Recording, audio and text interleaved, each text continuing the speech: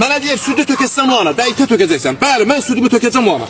Tutacam o belə götürünə, tökəcəm o ana südümü. Amma onu bil ki, mən 15 qəpiyə süd verməyəcəm. Tadım ki, mənim südümün qiyməti düzələnə qədər, tadım ki, mənim südüm, mənim tələblərim yerinə yetirilənə qədər, mən heç kimə süd verməyəcəm. Ya bu malı tələf eləyir, mən də söküb gedəcəm Bakıya, hamısı nə var, satıb onun dəmirin, daşın, heyvanın, satıb mən də çıxıb gedəcəm Bakıya, ya da ki mənim südümü bir insan qiymətinə götürür. Demir ama mənim südümün litrini 1 manata götür. Heç olmasa bunun bankası 1 manata götür ki biz də yaxda qala bilək də. Heç olmasa bizim inəyimiz verdiğimiz südü, bunun bankasını 1 manata götür ki otumuzun yemimizin pulunu çıxarda bilək də.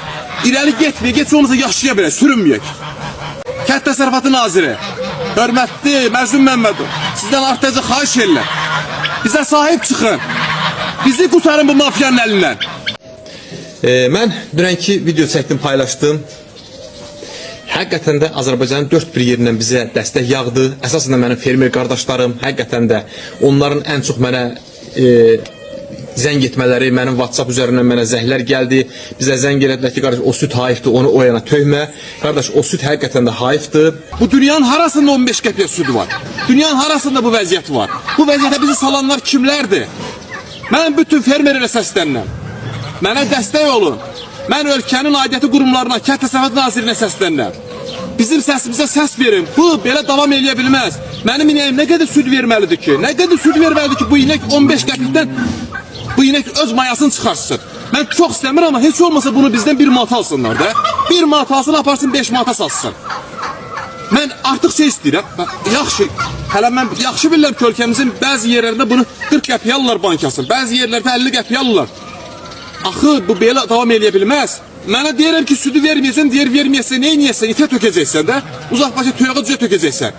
Amma ki hər bir fermerində pendir düzəldib, yağ düzəldib, şor düzəldib, bazara çıxartmaq və yaxud da ki südün aparıb hardasa satmaq kimi axı imkanı yoxdur. Onu da nəzərə almaq lazımdır. Bəli, bir inək 1 litr südü hazırlamaq üçün məməsindən 500 litr süd dövr eləyir. Bir inəyin 1 litr süd hazırlamaq üçün bir məmədən 500 litr qan dövr eləməlidir ki 1 litr süd alınsın. Mən də dünənlər 60 litr süd götürdüm, tökdüm onu. Amma onu bilmək lazımdır ki, bizim də əziyyətimiz hayıfdır. Həqiqətən də biz zulüm çəkirik, əziyyət çəkirik. Artan qiymətlərin qarşısında əzillik və bunu dilə gətirmək lazımdır. Bunu getmək lazım ki, qardaş, biz də dolanmaq istəyirik, biz də yaşamaq istəyirik. Biz də istəyirik ki, əgər bu işdə hamı bilir ki, əgər bir işdə bir qazanç yoxdursa, o işdən hər kəs uzaqlaşacaqdır. Amma ölkənin bir tərəfində həqiqətən də çox gözəl pul qazananları var, ölkənin bir tərəfində mənim kimi sürünənlər var. Gördük ki, qiymətlər yazdılar. Həqiqətən də bizə Azərbaycan 4 bir yanından dəstək gəldi. Naxçıvandan, Batabatdan gələn zəngə görə təşəkkür edirəm. Göyçaydan mənə gələn o təklif zənginə görə təşəkkür edirəm. Qubadan gələn zəngə görə xüsusi təşəkkür edirəm ki, qardaş, sənə tövlə də var, heyvan yeri də var, ondan sonra şərait də var, hər bir şey var. Gəl burada heyvanı saxla, sən süd istəyirsən, biz sənin südü götürəcəyik. Yəni bax belə təkliflər də gəldi bizə. Həqiqətən də yüksək qiymətdən özdə. Demək ki, turizm zonalarında bizə tələbat daha böyükdür. Ona görə də biz çalışmalıyıq ki, biz həm problemimizi dilə gətirək, həm də ki, problemimizin kökündən həll olmasını tələb edək. Bu gözəl bir şeydir. Mən yenə deyirəm, mənə dəstək olan hər bir kəsə xüsusi təşəkkürümü bildirirəm. Mənə Sumqayıtdan Karvan Ticarət Mərkəzindən gələn zəngə görə xüsusi təşəkkürümü bildirirəm ki, sənin nə qədər məhsulun var götürürük. Nə qədər məhsulun var götürürük, narahat olma. Mənə Bakı şəhərinə gələn zəngə görə xüsusi təşəkkürümü bildirirəm ki, 3-4 dənə zəng gəldi Bakıdan ki, qardaş, sənin nə qədər məhsulun var, biz hazır. Pendir istəyirsən, bu qiymətdən göndər gəlsin. Südün var, bu qiymətdən göndər gəlsin. Yağın var, bu qiymətdən göndər gəlsin. Vallahi bu rəqəmləri biz bu rəqəmləri görəndə həqiqətən də adam bilə coşa gəlir ki, doğrudan da ki, bizim məhsulumuza tələbat var. Demək ki, dilə gətirmək lazımdır. Ondan sonra təmiz məhsul istehsal lazımdır ki, bunu da səndən alsınlar. Baxın, mənim bu günlər bu qarşımda bizim heyvanlarımızın səhər sağımında 60 litr süd var mənim qarşımda.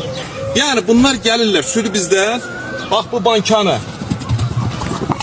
Bu gördüğünüz banka ki var, bir 3 kiloluk banka. Bir 3 kiloluk banka sütü bizden 45 qəpiyə alırlar. Bunun litri düşür 15 qəpiyə. Yani bu günler fermerden alınan sütün qiyməti budur. 15 qəpiyə mən bu tay gördüğünüz bu ot tayalarına mən 7 min manat pul vermişəm. Hələ bir 200-250 presdə hardasa mənim ot almalıyım bundan sonra ki, mən qış tədarükümü görə bilim.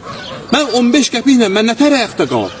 Sonra deyirlər ki, kətdə kətçilər yaşamırlar. Kətdə kətçilər heyvan saxlamırlar. Bundan xəbəri olan varmı ki, mənim südümü 15 qəpiyə alırlar? 1 şükroluk qatığın bu günləri qiymət ölkəmizdə 5 manatdır. Məndən 15 qəpiyə alınan südün aparır içinə mayatır 5 manatdan balonun qatığını satır. Yəni bu belə olmaz axı. Mən heyvanlarla məşğul olan bir adamam. Mən buradan südümü aparıb, alma şəhərlərimi aparıb, Bakıda mən qapı-qapı süd satmalıyam. Dostlar, mən kısaca onu demək istəyirəm ki, mən videonu çəkirəm təşəkkür eləmək üçün. Bizə dəstək oldular. Bizim Bərdə şəhərindən bizə 2 dənə mühüm zəng gəldi ki, biz sizin ərazidə süd toplama məntəqəsi quraq, yüksək qiymətə südü toplayaq. Həqiqətən də o təklifi biz dəyərləndirəcəyik və onu da demək istəyirəm ki, dostlar, bizim ölkəmizdə çox bir dənə yanlış bir fikir var. Üzdü və üstsüz söhbətində mən buradan Zülfüqar İsayev qardaşıma səslənirəm, istəyirsə yaşayan. Avropada yaşayan, onun misalında Azərbaycanlılar var ki, orada onlara səslənirəm. Xahiş edirəm, girin Avropa bazarında yağlı süd və yağsız südün qiymətini çəkin və Azərbaycan səhifəsində paylaşın. Qoy Azərbaycanlılar da görsünlər ki, yağsız süd Azərbaycanda insanların beyninə yeridiblər ki, üstsüz süd çox pis bir süddür, o ana atılmalıdır, o itə töküləcək bir şeydir, onun heç bir qazancı yoxdur, onun heç bir dəyəri yoxdur, amma Avropada üstsüz süd yağlı süddən daha yüksək qiymətə satılır və daha çox tələbat var. Bunu bir dənə çəkin paylaşın, qoyun bizim ölkəmiz maariflənsin. Mən nə qədər danışacağım, nə qədər səhifəmdə maarifləndirmə iş aparacağım, nə qədər insanları bu sahəyə yönləndirəcəm, maarifləndirəcəm, təbliğat aparacağım, gözəl işlər görməyə, doğru işlər görməyə təbliğ edəcəm insanları. Bir siz də oradan heç olmasa bu üstsüz süddən bağlı mənə dəstək olun. Onun orada qiymətini çəkin paylaşın. Əsasında Zülfüqar qardaş, sənə mən səslənirəm, xahiş edirəm marketə gir, onu çək paylaş. Və bizə dövlət qurumlarından da zəng olundu, bizim problemimizlə maraqlandılar və günün sonunda mənim problemim həll oldu. Mən buna görə xoşbəxt özümü hiss elədim. Çünki həqiqətən də bizim şeyxlər bizə zəng elədilər, südümüzə təkliflər olundu. Sentyabr ayın 1-dən südün qiymətinin qalxacağını dedilər.